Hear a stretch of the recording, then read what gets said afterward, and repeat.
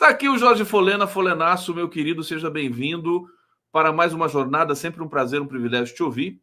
E vamos colocar aqui os créditos do nosso querido Jorge Folena. Bem-vindo, Folena. Algum comentário preliminar sobre as eleições estadunidenses, só para a gente não deixar passar batido? Vem o Trump aí, né, de novo. Conde, não muda muito, né? Todos os dois são muito ruins para a humanidade. Tanto o Trump, que governou os Estados Unidos por 4 anos, e foi sucedido pelo Biden, que continuou, eu acho que até agravou mais ainda a situação, né, beligerante pelo mundo afora. Para nós, né, que somos país em desenvolvimento, com grande capacidade de aglutinação, agora com os BRICS, né, com toda essa união do chamado Sul Global, né, para nós é diferente. A nossa luta será sempre contra o imperialismo, contra a exploração imposta pelo imperialismo norte-americano, pelo colonialismo no mundo inteiro, haja visto que está ocorrendo o genocídio em Israel, e que é exatamente a percepção de uma classe dominante atrasada, exploratória e imperialista. O que ocorre em Israel é reflexo da classe dominante norte-americana. Então, sinceramente, para nós aqui do Brasil, para a América Latina, para a África e para a Ásia, eu diria para você que é indiferente tanto o Biden como o Trump. A nossa luta permanente será por independência. Independência e desenvolvimento, e sermos sempre povos soberanos. Essa é a nossa luta permanente. E estamos caminhando, Conde, a passos largos para isso. A união hoje dos BRICS, todo esse encaminhamento que tem sido feito na ordem econômica, na ordem política e social e cultural também, ela é muito importante e mostra que a maioria da população do mundo se coloca contra a exploração do imperialismo norte-americano. É uma luta permanente, Conde, mas nós vamos vencer essa luta em algum momento. O Folena está dizendo aqui o que a gente realmente espera e entende desse processo, né? Que independente de quem vencer ali nos Estados Unidos, nós vamos ter os problemas de sempre, e os Estados Unidos estão em crise econômica também, eles têm problemas vários, né? E que, porque estão perdendo a hegemonia global.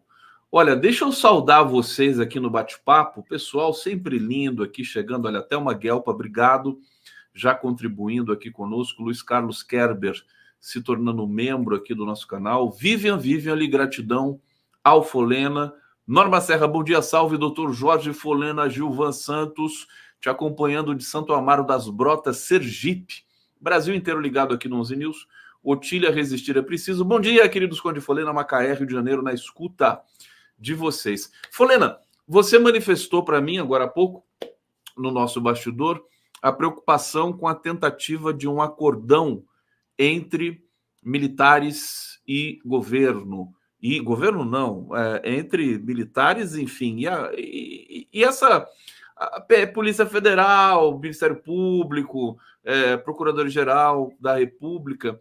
E eu queria ouvir de você como é que está o nível de risco. Eu, sinceramente, tenho acompanhado isso com muita intensidade e estou vendo, depois dos depoimentos dos generais que complicaram definitivamente a vida do Bolsonaro, que os militares estão se retirando da cena e deixando a Polícia Federal investigar. Sempre tem um ou outro que vai procurar trazer algum tipo de tumulto. Vamos ouvir o Jorge Folena sobre esse tema, então, tão importante. Vai lá, Jorge. Na semana passada, no final da nossa intervenção, você tinha levantado exatamente essa questão da conciliação nacional. E não deu tempo para desenvolver, que faltavam 3 minutos para terminar minha participação. E é bom hoje nós retomarmos isso, porque durante a semana, de quarta-feira para cá, da última quarta-feira para essa quarta-feira, isso tem se ampliado.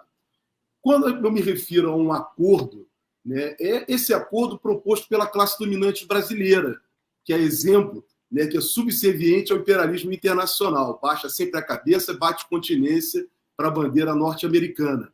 Então, o que eu quero dizer com isso? Eu quero dizer que, inegavelmente, eu já tenho uma convicção clara, já há um bom tempo, que o destino de Bolsonaro e muitos dos seus ministros, inclusive ex-militares, o destino deles já está encaminhado. Já estão encaminhados os destinos dessas pessoas.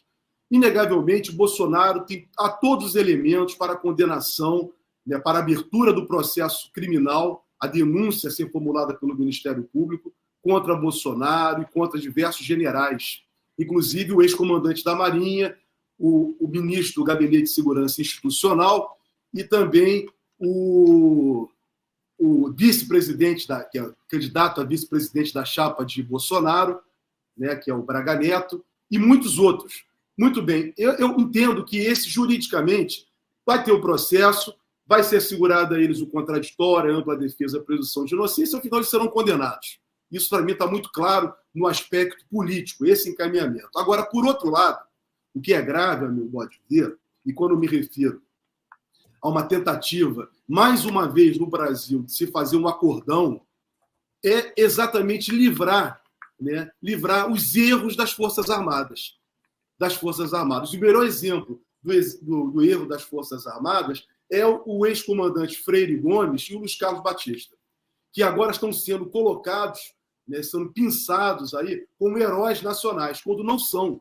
Porque, na verdade, eles participaram, tiveram conhecimento, e nós só tivemos, Conde, e todos que estão nos ouvindo possam compreender, nós só tivemos conhecimento de tudo isso, inclusive do vídeo, a partir da delação do Mauro Cid. O Mauro Cid, em agosto de 2023, quando fez a delação, que até então, para todos nós, era uma suposta delação, e que agora nós podemos falar que há uma delação do Mauro Cid, é que revelou que o comandante do Exército, o comandante da Aeronáutica e o comandante da Marinha foram apresentados a eles uma tentativa de golpe por Bolsonaro. E o comandante da Marinha aceitou, o Almir Garnier. E o comandante do Exército e da Aeronáutica não aceitaram. Tanto é que o Braga Neto se dirigiu a eles de uma forma pejorativa, que eu não vou repetir aqui, que todos já sabem. Muito bem, eles erraram. Por quê? Primeiro que estavam diante de um crime, eles estavam diante de um flagrante delito. E, a meu juízo, eles deveriam, como autoridades, no exercício da sua função, dar voz de prisão a Bolsonaro e a todos aqueles que participavam daquela conspiração. Não fizeram. Além disso, eles não vieram a público denunciar o que o Bolsonaro apresentou para eles naquele momento. Muito bem. Se eles tivessem feito isso, provavelmente nós não teríamos o 8 de janeiro de 2023. Não teríamos aquelas arruaças praticadas, golpistas, nas portas de quartéis. Não teríamos a tentativa de explosão de um carro-tanque no aeroporto de Brasília. Não teríamos o 12 de dezembro de 2022 na diplomação do presidente Lula. Então, eles são tão responsáveis, a meu juízo, quanto os golpistas, porque eles se omitiram. Muito bem, agora se cria toda uma construção para colocá-los como testemunhas. De fato, eles são testemunhas. Mas também eu entendo que eles deveriam ser processados. Deveriam ser responsabilizados também.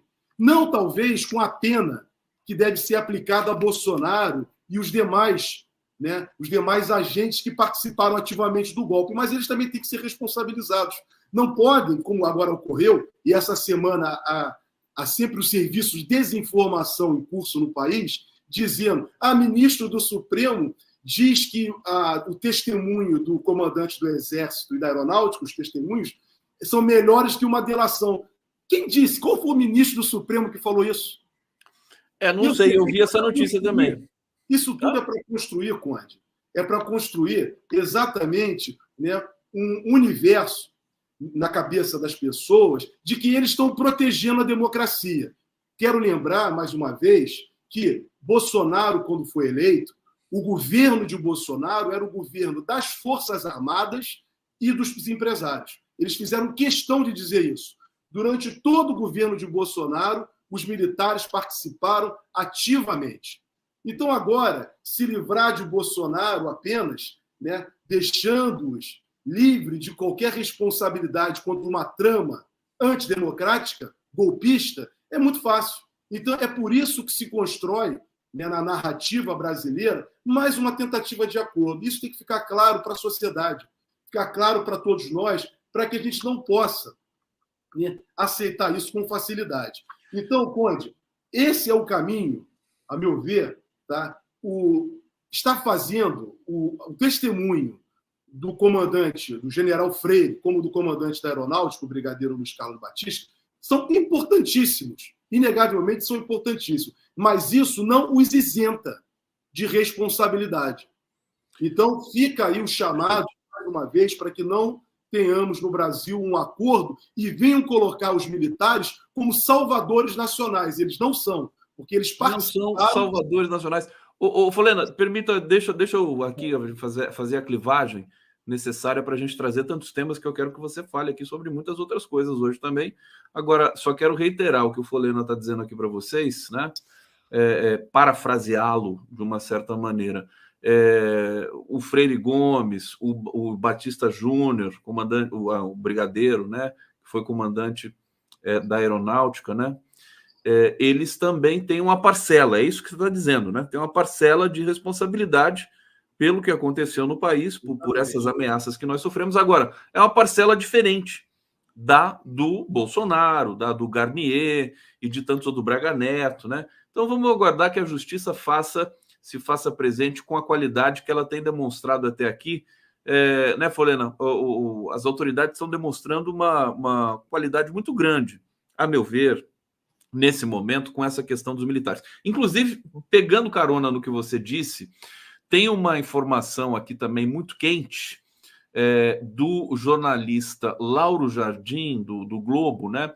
Polícia Federal já marcou um novo depoimento do Mauro Cid para cotejar as informações ali que foram fornecidas pelo Freire Gomes. Ele vai ser questionado sobre depoimentos dados até aqui pelo Freire Gomes, pelo Batista Júnior. Vai ser pedido a ele que confirme o que o general narrou e, é claro, dar mais detalhes desses episódios. O que a gente tem também, Folena, e eu quero que você comente isso, que a Polícia Federal ficou muito feliz, ficou muito satisfeita com os depoimentos do Freire Gomes e do Batista Júnior. Eles praticamente fecharam todas as amarras ali, né, do depoimento justamente do Mauro Cid, que foi o estupim de tudo isso. Fala pra gente um pouco sobre isso. Olha, Conde, quero dizer o seguinte, a testemunha ela está a serviço, né, do Estado. Eles têm que falar a verdade, eles não podem mentir. Então, eles estão ali, né, não vão, por isso que eu quero destacar bem isso, eles têm que falar a verdade. Então, se eles são testemunhas, eles não podem mentir. Então, é importante que eles escrevam tudo, a partir do momento em que eles tiveram contato direto com toda essa trama golpista, patrocinada exatamente pelo ex-presidente da República e boa parte do seu ministério, como verificamos naquela reunião que veio a público, né, por decisão do Alexandre de Moraes, no dia 5 de julho de 2022. Então, quer dizer, havia toda uma organização criminosa, como está sendo exatamente tentando ser apurado pela Polícia Federal, né, diante de todos os acontecimentos que nós viemos a nos deparar no país. Essa é a realidade. Enfrentamos, de fato, né, uma tentativa de golpe por parte do ex-presidente da República e diversos integrantes do seu governo. Opa, deixa eu ligar aqui o microfone. Eu até esqueci aqui o jogo. Você concluiu muito antes da hora, Folena. Como é que você faz uma coisa dessa comigo? Me deixou exposto aqui ao público. Como você falou que nós temos muitos temas, então eu fui tão abreviada em estar no ponto central. É o Folena, meu parceiraço. Olha, tem gente aqui perguntando para você, Folena, e eu já quero trazer. Deixa eu ver aqui. Olha só. Ana Simpson, bom dia, Conde. Folena tem uma dúvida. O Barroso não estaria impedido de votar em relação a Gabriela Hartz? Obrigada. Isso aqui o Nassif levantou. Você deve estar acompanhando isso, né? Então vai lá, explica para a gente esse negócio. O Conde, olha só, o que acontece é o seguinte, o ministro Luiz Roberto Barroso, ele foi um dos ministros do Supremo, ele e o Fux também, o ministro Fux também, inclusive com as revelações, né, que vieram adiante, né, da apuração que foi feita na época pela Intercept, se eu não me engano, né, constatou que parece que foi divulgado isso, que o Luiz Roberto Barroso jantou com o Dallagnol, com o Sérgio Moro, quer dizer, tinha uma aproximação com essas pessoas. E ele, quando era ministro, ele é ministro, mas nos votos dele durante a Lava Jato, ele sempre manifestou assim, uma tendência, a meu juízo, na época eu critiquei ele, inclusive eu critiquei no Instituto dos Advogados Brasileiros, no qual ele é sócio. Isso eu vou falar aqui, eu já falei em público. Ele foi muito infeliz, por quê? Ele instigava, né? Na época ele dizia que tinha que haver uma evolução da interpretação do Supremo Tribunal Federal para ouvir as vozes das ruas. E quais eram as vozes das ruas? Eram as vozes patrocinadas pelos grandes meios de comunicação por meio da Lava Jato, que vem gerar o fascismo. Então, ele é muito responsável, né, de tudo que aconteceu no Brasil, né, a partir de 2018. Né? Ele incentivou muito todo aquele processo conspiratório. Inclusive, se eu não me engano, foi ele que deu o voto, né, no meu modo de ver, na ação proposta pelo PCdoB, na época, que traçou todo o roteiro do impeachment da presidenta Dilma. A meu juízo, aquela ação foi até uma ação infeliz proposta na época pelo PCdoB. E ali o Eduardo Cunha seguiu o script. Olha, vamos fazer assim assado, que ao final nós vamos chegar ao resultado do impeachment da Dilma. Então, essas pessoas, ô Conde, né, de fato, têm uma certa responsabilidade. Quando eu falo do acordão nacional, é isso. Não dá para levar essas pessoas, tá? E respeitamos as pessoas. Eu respeito todos eles publicamente, inclusive no exercício da minha profissão de advogado. Mas isso não nos torna, né, imunes a qualquer crítica. A crítica é necessária para todos nós, inclusive para mim, para você. Isso que nos faz evoluir. Então, a pergunta que foi formulada, se o Barroso ele deveria se dar por impedido, ele que, na verdade, ele no foro íntimo dele, né, ele que tem que dizer isso. Né? A jurisprudência do Supremo Tribunal Federal não o torna suspeito para julgar o caso, nem impedido, tal menos. Mas ele, no seu foro íntimo, né, é que vai ter que decidir. Ficou muito desagradável, né, o que aconteceu no Conselho Nacional de Justiça, porque o ministro Luiz Felipe Salomão, que é o Corregedor Nacional de Justiça, que fez uma correção na 13ª Vara Federal de Curitiba, e foi lá fazer a pesquisa quando o afastamento do juiz Apio, ele constatou uma série de irregularidades. Ele está com esses documentos e com essas provas. E ele quer produzir isso. E ficou uma situação desagradável do ministro Barroso impedir que ele pudesse apresentar isso. Então, realmente, Conde, o comportamento do ministro ali fez lembrar, o ministro Luiz Roberto Barroso, o tempo em que ele estava julgando, né, os casos da Lava Jato contra o presidente Lula. O próprio habeas corpus do presidente Lula e as ações contra o presidente Lula. Apesar de não ter sido julgada na turma dele, que era a primeira. Mas quando ia para o plenário, e tinha participação dele, ele sempre se colocava, né, favorável à Lava Jato. Ele nunca se colocou favorável contra uma conspiração que foi feita contra o Brasil. Uma conspiração que foi feita contra o principal líder político do país. Uma prisão política, injusta, ilegal. Ele nos colocou ele nos colocou na defesa da soberania do Brasil. A Lava Jato foi algo que foi feito para destruir, né, desmontar todo o processo de desenvolvimento brasileiro. Então, ele nos colocou na defesa do país. Ele foi conhecido, né, Folena, como lavajatista, né? O ministro lavajatista do STF. Exatamente. E ele deu até alguns ataques ali, eu me lembro, né?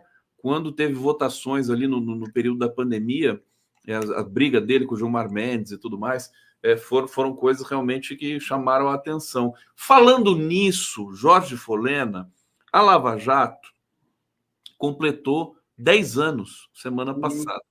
Aí já apareceu uma série de reportagens e tudo mais.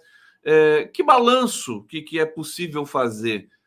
A Lava Jato se tornou completamente imprestável ou ainda sobrou alguns rastros de destruição em andamento? Quer dizer, porque rastro de destruição ela já deixou, mas ainda tem alguns poréns. Acho que você conhece um pouco essa distribuição aí dos inquéritos e tudo mais, né? Como é que você pode falar para a gente desses 10 anos aí famigerados? Conheço bem, inclusive tem pareceres, né, que eu proferi, que foi solicitado, me solicitaram, eu participei exatamente para verificar a atuação da Operação Lava Jato, do juiz e dos promotores.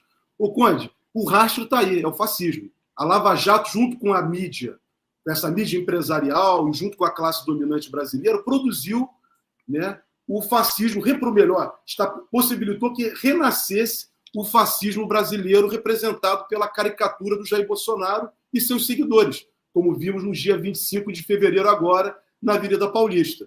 Então, a Lava Jato é responsável por isso. O juiz Moro é responsável por isso, na verdade, ex-juiz, né? e hoje senador, que vai ser cassado, provavelmente será cassado. O ex-deputado, o ex-procurador da Lava Jato, chefe da Lava Jato, ex-deputado que também foi tornado inelegível porque fraudou, esse foi o entendimento do Tribunal Superior Eleitoral, né? Essas pessoas colaboraram e estão agora na política, né? No campo, exatamente no campo do fascismo. Então, esse é o rastro negativo que deixou a Lava Jato, além de 4 milhões de desempregados, destruição das empresas de engenharia, destruição de uma eleição que poderia ter sido normal em 2018 e não foi, por tudo que ela ocasionou, e o que é mais grave, o impeachment da presidenta Dilma Rousseff. Ou seja, rasgaram a Constituição de 1988 com o Supremo, aí eu vou dizer com o Supremo e tudo.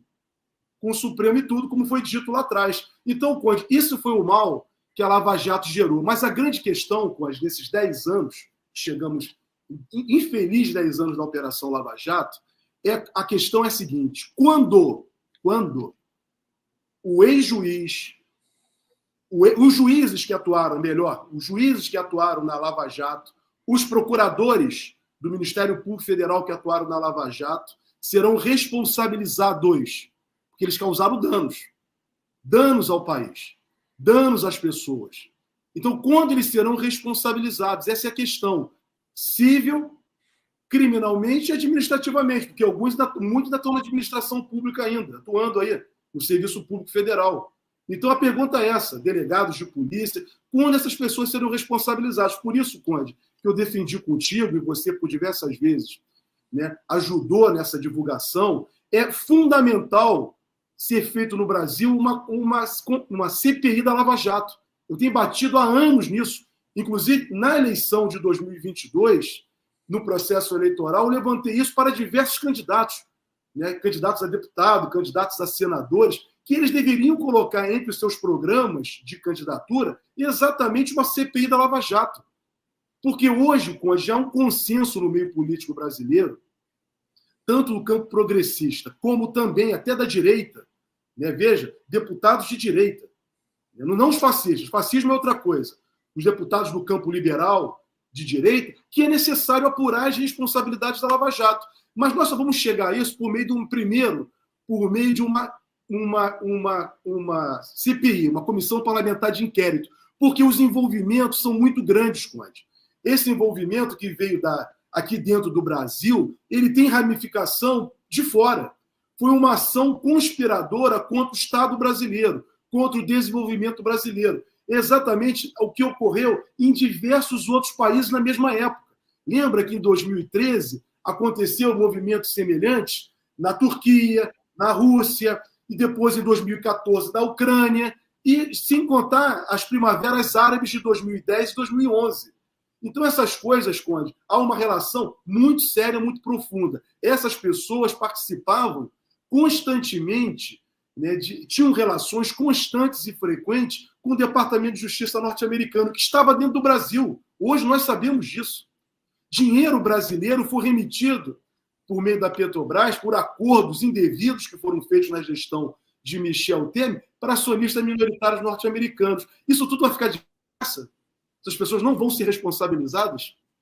Tomara que não, né? Nós temos aí, inclusive, eu acho que às vezes a esquerda, os movimentos, os setores progressistas ficam se perguntando, mas a gente vai sair na rua, vai pedir o quê? Né? Fica naquela dúvida, né? Depois daquele ato na Paulista do Bolsonaro, vamos pedir a prisão do Bolsonaro? Não, prisão não pode, porque vai politizar o processo. Então vamos pedir sem anistia, Pode pedir também uma CPI da Lava Jato.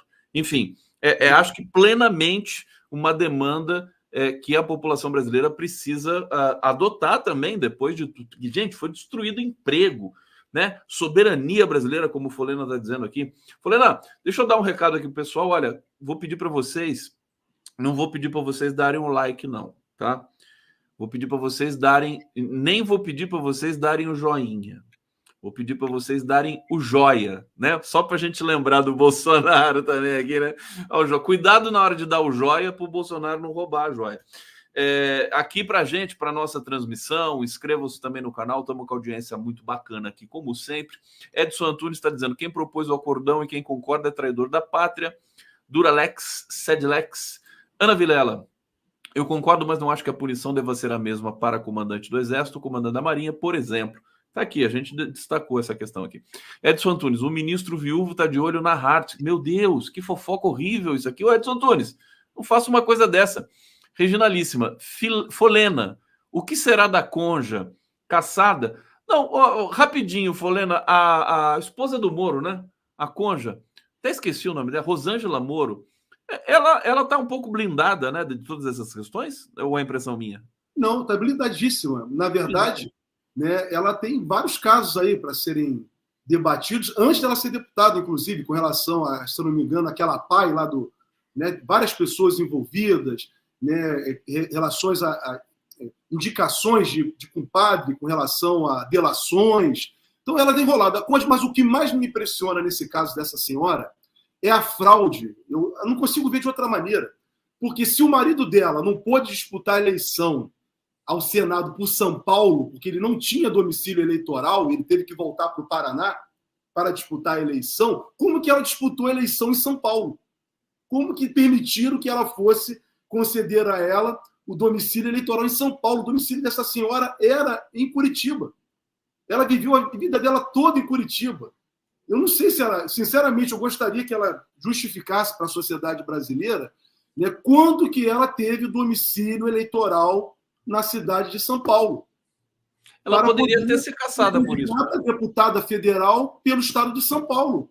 Quer dizer, essas coisas passam assim, Conde, entendeu? Com uma facilidade, né, no país, né, sem nenhum questionamento. Por quê? É claro, até prova em contrário, ela tem domicílio, ou tinha domicílio, para mim, para todos nós, em Curitiba. Ela viveu em Curitiba, o escritório dela é em Curitiba, no Paraná. Ou seja, como que ela é deputada federal pelo estado de São Paulo?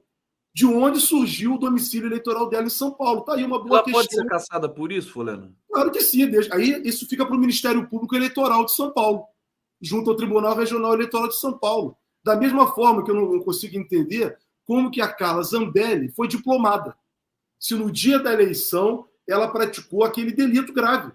Apontou uma arma, saiu com uma arma em mão, inclusive o Bolsonaro disse posteriormente, manifestou que ela prejudicou a eleição dele. Como que essa senhora foi diplomada? Ela não deveria ter sido diplomada, sinceramente. No mínimo, podia deixar a diplomação dela para uma outra fase. Mas, cautelarmente, ela não deveria ter sido diplomada, não deveria ter tomado posse como deputada. Mas essas coisas acontecem, infelizmente, entendeu? É impressionante. A gente... mas eu não vejo questionamentos, eu não vejo a grande mídia, né, debater, apresentar esses pontos como pontos de questionamento. Agora, o presidente Lula, ou alguém do Partido dos Trabalhadores, ou do campo progressista, faz qualquer coisa que nem é ilícita, o mundo cai, o mundo desaba, como aconteceu com a fala do presidente Lula lá na África, na Etiópia. O presidente Lula nunca falou em holocausto, ele falou em genocídio, e é verdade, estamos diante de um genocídio. Todos, ou não estamos? Essa é aliás, o mundo inteiro seguiu o Lula agora, né? Essa é a pergunta. Não há genocídio? Agora, o mundo caiu sobre o presidente Lula, o que vai dar reflexo exatamente nessas pesquisas de opinião, que também, a meu juízo, né, elevam mais do que deveriam, mas fica no momento certo para a gente... Hoje saiu a pesquisa Quest, né, gente? Eu não sei se... Eu vou trazer alguns dados da pesquisa aqui para o Folena, mas antes, Folena, eu quero muito te perguntar e ouvir você sobre o episódio do entregador do iFood que foi baleado no Rio de Janeiro por um policial, né? Tá evidentemente fora de serviço, mas o cara era policial, estava armado, perseguiu o entregador até a loja em que ele trabalhava. E aí a pergunta que eu faço, quer dizer, quero que você comente esse caso. Ele está em estado grave, esse menino, né? É um jovem entregador. Está na hora do governo fazer algum tipo de regulamentação, porque essa classe média, que eu reputo fascista, né, que não aceita o fato de o entregador não subir no condomínio, no prédio, para entregar a comida, a entrega lá, o pedido, que é direito do entregador e que é colocado pelas empresas de entrega, precisa regulamentar isso, senão eles vão começar, os clientes vão começar a matar os entregadores. É uma coisa escravocrata desse país, né? E aí, Folena? Conde, reflexo de uma sociedade exploratória. Exatamente isso. Brasil, reflexo do processo de colonização que vem até hoje na República. O processo do Brasil é explorar cada vez mais. E os negros da periferia, exatamente isso. Olha que contradição. Há duas ou três semanas, nós estávamos comentando aqui numa quarta-feira, uma senhora branca que impediu o entregador de entrar no elevador.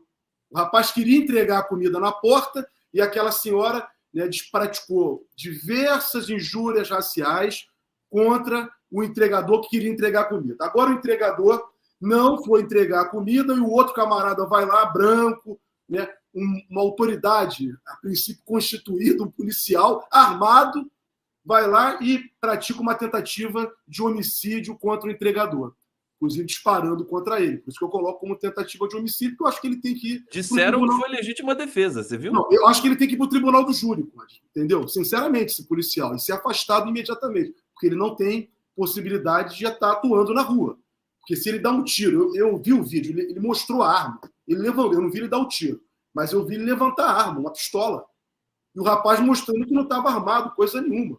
E o rapaz se defendendo. Isso lá no restaurante, ele foi até o restaurante. Então, Conde, esse reflexo, infelizmente, de uma sociedade que toda semana nós falamos isso aqui. É uma sociedade exploratória. Por isso que a polícia do Rio e a polícia de São Paulo e as demais polícias do Brasil matam. E matam negros da periferia. Então, essa é a nossa luta permanente. Ainda tem gente no campo, né, científico, na academia, que ainda vem dizer que é uma luta de classes do país. Já ouvi isso um dia desse, fiquei horrorizado. Infelizmente.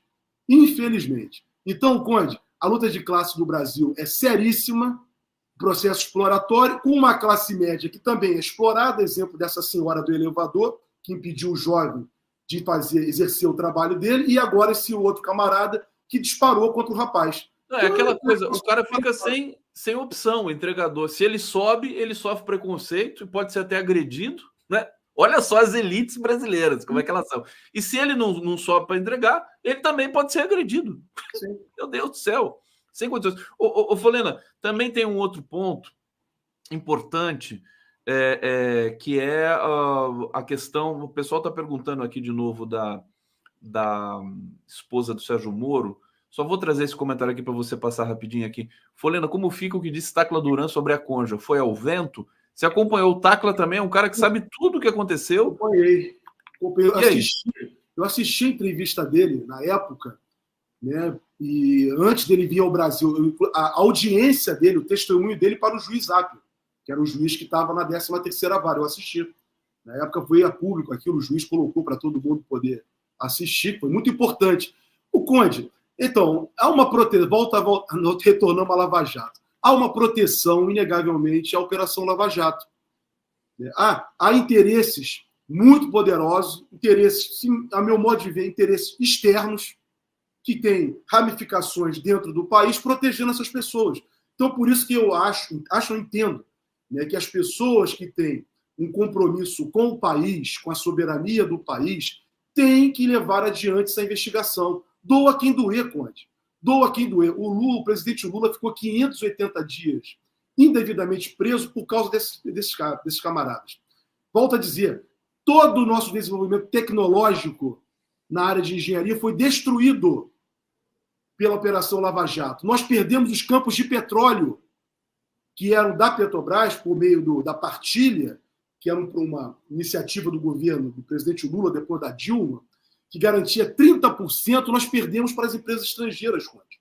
Tudo por responsabilidade da Lava Jato. A nossa maior empresa, a maior empresa brasileira, que é a Petróleo Brasileiro S.A., Petrobras, que era uma empresa que nos governos progressistas era a mola propulsora do desenvolvimento nacional, foi destruída e entregue a acionistas minoritários que praticam abuso minoritário na empresa.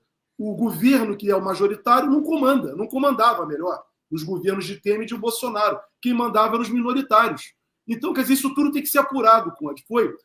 Eles praticaram a Lava Jato, essa Operação Lava Jato, foi uma ação conspiratória contra o Brasil e o nosso desenvolvimento. Só para concluir, para lembrar a todos que o Brasil chegou a ser a quinta economia do mundo. E caiu, em razão da Operação Lava Jato, para a segunda economia, e agora, com um ano do governo do presidente Lula, já somos a nona, com possibilidade de avançarmos muito mais. Então, essas pessoas têm que ser responsabilizadas. Não podemos deixar isso parado. Essa senhora que se beneficiou é deputada federal para São Paulo, e o Adriano está aí, o Adriano conhece melhor do que eu. Sabe, Adriano, tem que ser responsabilizado. Você tem domicílio em São Paulo. Você ser candidato a deputado, senador, vereador para São Paulo é real.